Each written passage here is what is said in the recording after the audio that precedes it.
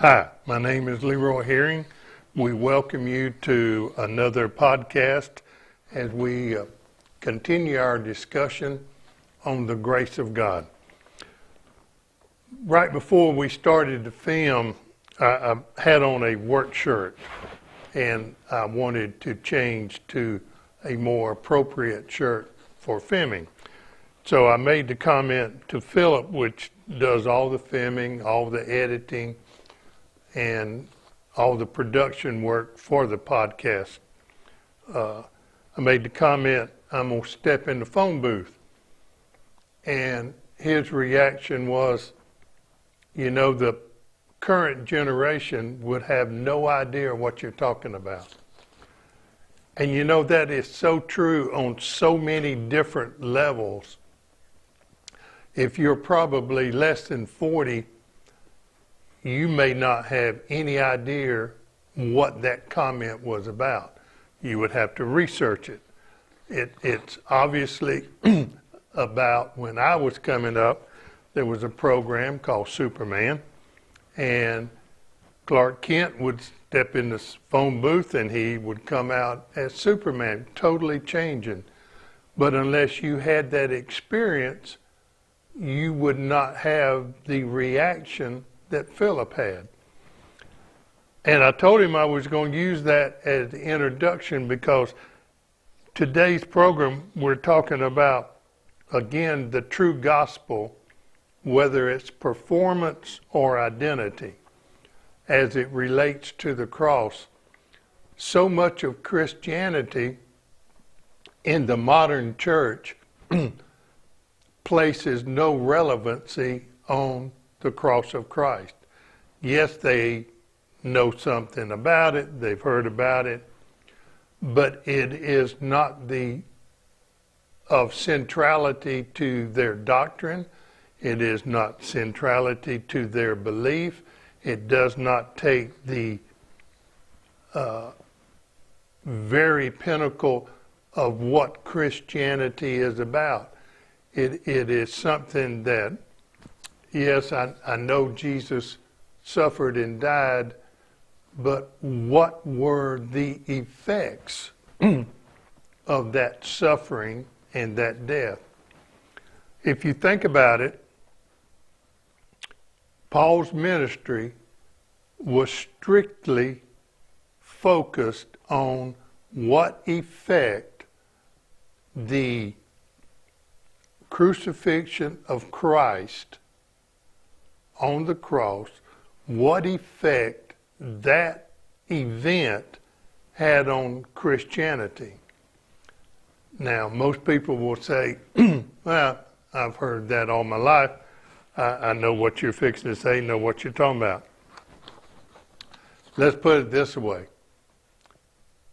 Paul knew the law.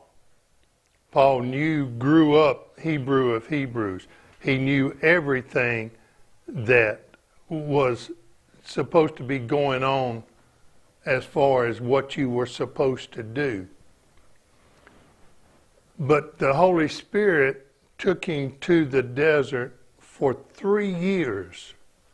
3 years having communication from the Holy Spirit directly with Paul, explaining to him the centrality of the cross as far as Christianity, that everything emanated from the cross, that at the cross the law for righteousness for the nation of Israel ended. It went from Mount Sinai, it ended at Mount Calvary. That was the time period for the advent of the Decalogue for the Jewish nation. It was given to them, not to the world. But for the centrality of the cross in the Christian doctrine, there can nothing replace that. I made the comment on podcast before, and I'll make it again. when I started into grace and learned just a little bit about grace, I did not start out studying grace. I backed into it. I started out studying the cross of Christ. I started out studying the effects of the cross. And when you do that, it will automatically lead you to the doctrine of grace. Paul's doctrine of grace. Paul's statement from the Holy Spirit, my grace is sufficient. Now, sufficient for what? Sufficient for just that one area in Paul's life that he was having trouble with? Or is grace sufficient for life? That's what we have to understand. We have to understand that grace, God's grace, is sufficient for life, meaning anything that happens or that comes up in our life, His grace is sufficient. Why? Because of His statement, I am. In other words, I am your answer to everything, and it comes by grace. I know that most people, if not all people listening to this podcast, have made the statement, probably many times themselves, have probably heard the statement hundreds of times. I believe the Bible from Genesis to Maps. In other words, I am a true believer. I believe the entirety of the Bible, just as it is written. The centrality of the Bible for the Christian is what Christianity is based on. Now, there are a bunch of cults, there are a bunch of false religions, there are a bunch of fake religions, but it has to be based on the Bible. The problem I had always heard that, I had always said that, I believe the Bible literally, I believe the Bible from Genesis to Maps. Well, in doing that, this is what causes us problems. When we make that statement, we then try to incorporate the entirety of this Bible into our Christian beliefs. We try to take the Bible, everything in it, we try to incorporate. See, I believe the Bible from Genesis to Maps, but I am a new covenant Christian.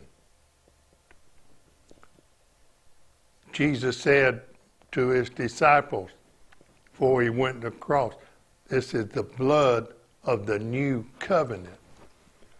I believe the Bible, but I am a new covenant Christian. Now, I also didn't say New Testament Christian, because Matthew, Mark, Luke, and John, the Gospels, 90% of that was written before the cross and about Jesus' life and ministry. In other words, it was written under the law. It was written during the law. A new covenant Christian starts at the cross. Now, do I teach and do I reference and do I believe the entirety of the Bible? Yes. Doing a series coming up where we take different examples and we go back to the garden with Adam and Eve. And the whole series is going to be about a current problem, focusing on what happened before the fall of Adam and Eve, and then after and during the fall of Adam and Eve. So yes, I teach from and believe the entirety of the Bible, but we are a new covenant Christian.